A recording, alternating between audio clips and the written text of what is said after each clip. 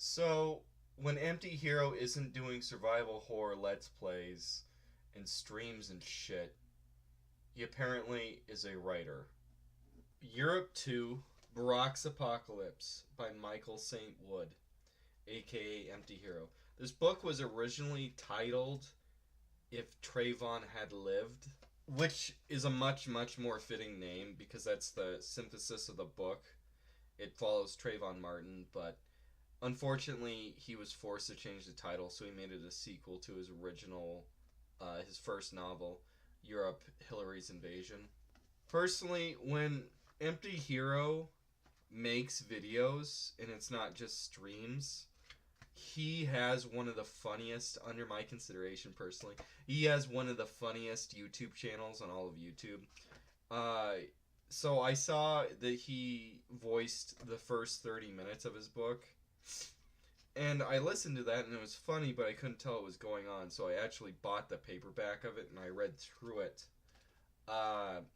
The book is funny, but it has a lot of problems. The first is, after Trayvon goes to trial for killing George Zimmerman, because it reverses Trayvon kills George Zimmerman, the book doesn't really have anything to do, so it flips genres into being a parody of, Resident Evil biological horror with black people drinking like grape juice that is supposed to make their skin lighter or something like that. And that part of the book is really hard to read, and this is probably the second biggest problem, is because he didn't hire an editor, and there is lots and lots of typos in this book. I mean, maybe the Kindle version is better, and probably when he reads itself it's better, but at times I have no idea what is going on, especially in that second half, which is a parody of Resident Evil, kind of biological horror, and all that stuff is boring. Really, it's not as funny. There's parts of it are funny, especially like Michelle and Obama talking to each other, because, spoiler alert, in the book, Trayvon Martin is actually Barack Obama's son, which is pretty funny, but those parts are kind of funny.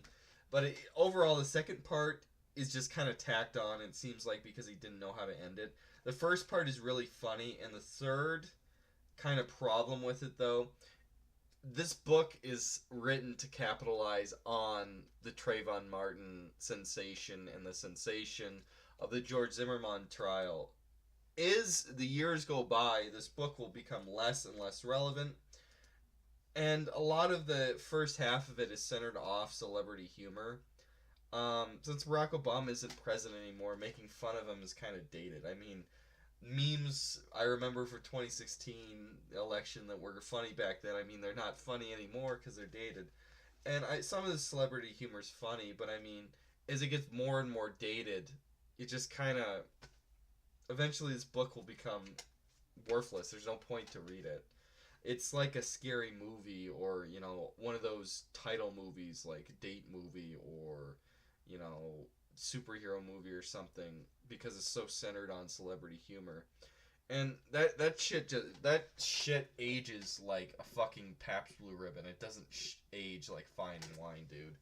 So overall, I was entertained by the first half. I finished it. Second half has its moments, but for the most part, it's pretty hard to read. I liked the book, but it's not going to age very well. It was pretty funny. Maybe I'll read his other two books later. We'll see. Okay, here. So we have Europe 2, Barrack's Apocalypse, the paperback version. Now, if you look at the front, there's this clip art here of Trayvon and his girlfriend, and it's not my favorite. I like the white on blue here and the bold. It sticks out, it really catches your eye. And then the back here, it's black, which doesn't really match this blue front that well. As for the book itself, I'm not a big fan of having a book in, like, the biggest, fattest gothic, like, bolded print. I don't like that. I don't think it looks very good. But I mean, I still like the book. It's just got flaws. So for the print-on-demand book, I'd give it 3 out of 5 stars for the presentation of the paperback version.